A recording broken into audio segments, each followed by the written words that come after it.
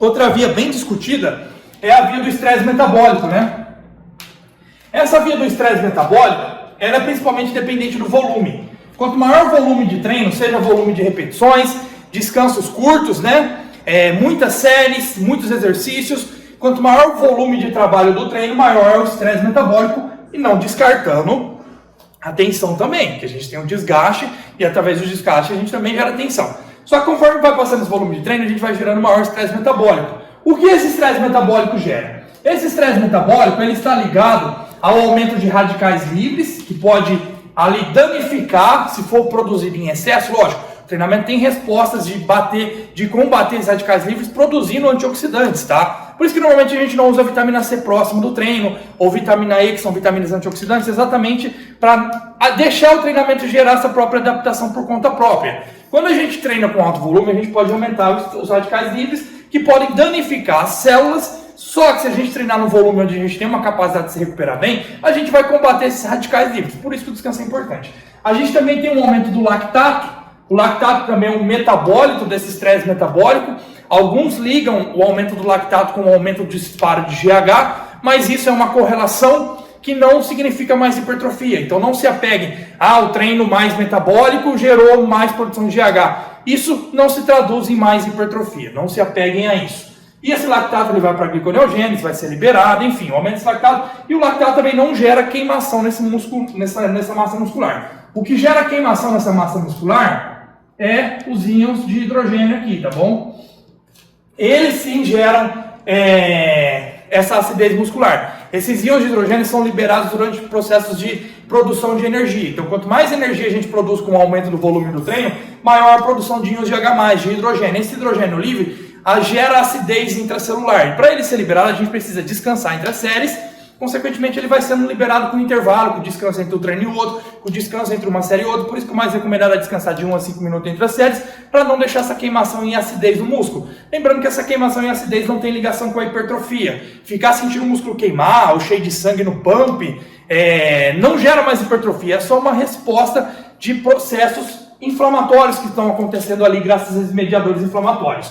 A gente também tem um aumento da adenosina. Conforme o volume de treino aumenta, essa adenosina é um inibidor do sistema nervoso central, gera um efeito sedativo, por isso que muitas vezes com volume muito grande, lá no final do treino as pessoas se sentem mais desgastadas, preguiçosas, mais lentas, já não com um perfil de desempenho alto. Por quê? Porque essa adenosina vai começar a inibir o sistema nervoso central e vai começar a interferir os processos de gerar mais força, gerar mais volume, gerar mais trabalho, tá bom? E também temos mediadores inflamatórios, né? Com esse aumento aí, com esse aumento do volume de treino, a gente tem mediadores inflamatórios.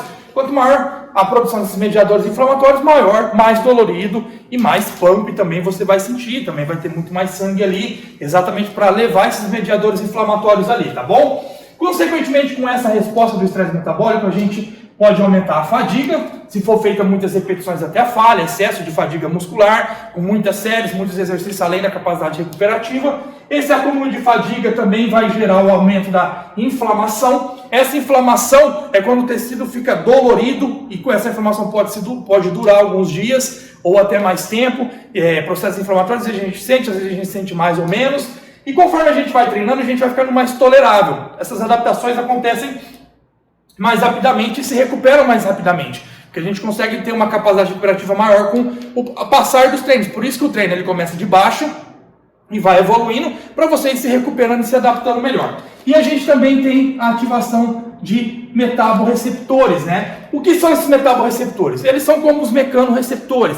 Eles respondem aos metabólitos gerados durante o processo de contração muscular. Esses metabólitos, né, por exemplo, a própria interleucina 6 ou outros metabólitos mediadores inflamatórios podem se ligar a esses metaborreceptores e esses metaborreceptores geram sinalização ali que podem levar a chamar macrófagos e neutrófilos, né? Eles podem responder como um processo de defesa, esses metaborreceptores, e também medeiam a ativação da síntese proteica muscular através de alguns mediadores ali, metabólicos mediadores, tá bom? E esses metaborreceptores também respondem ao processo metabólico, né? Por isso que está ligado ao processo metabólico.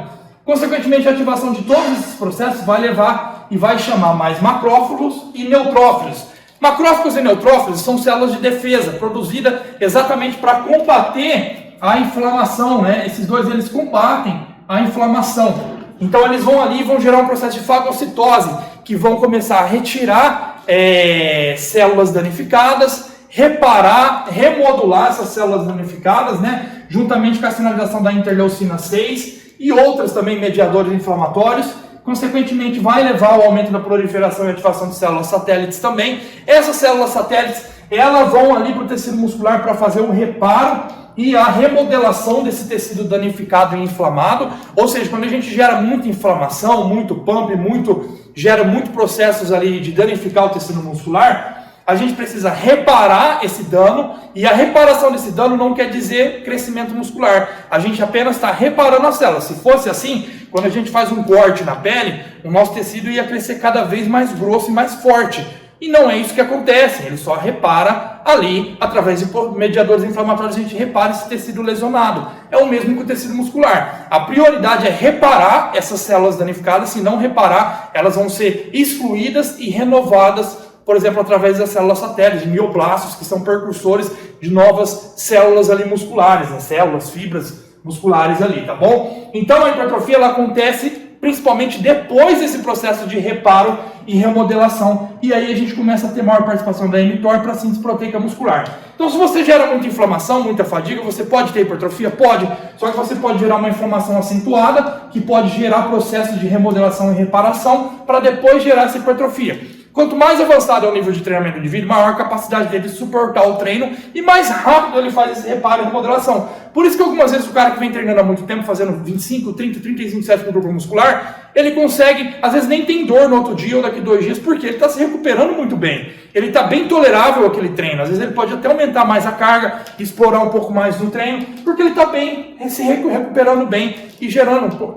Tem estudos até que mostram que indivíduos mais avançados têm menos dano muscular do que muito menos dano muscular que indivíduos iniciantes intermediários. A gente tem que respeitar essa capacidade individual, tá bom? E temos um terceiro pilar ali no processo de hipertrofia, que é o dano muscular. Esse dano muscular, na realidade, nem é um terceiro pilar para a hipertrofia, porque ele é uma resposta ao estresse metabólico, ao aumento do volume do treino. Quando a gente aumenta o estresse metabólico, aumenta mais o volume do treino, a gente gera mais dano muscular. Se você faz isso além da sua capacidade de se recuperar, esse dano muscular vai gerar processos de inflamação também. Fadiga, inflamação, e consequentemente vai ativar mais macrófagos, neutrófilos e mediadores inflamatórios para fazer a reparação e remodelação dessa célula muscular. Então, o dano muscular não necessariamente está ligado diretamente à hipertrofia. A gente tem alguns apontamentos e teorias que eles podem melhorar, por exemplo, a síntese de IgH ou respostas a hormônios anabólicos para a síntese proteica muscular. Só que isso não é mais importante do que o próprio processo de mecanotransdução através da alta tensão.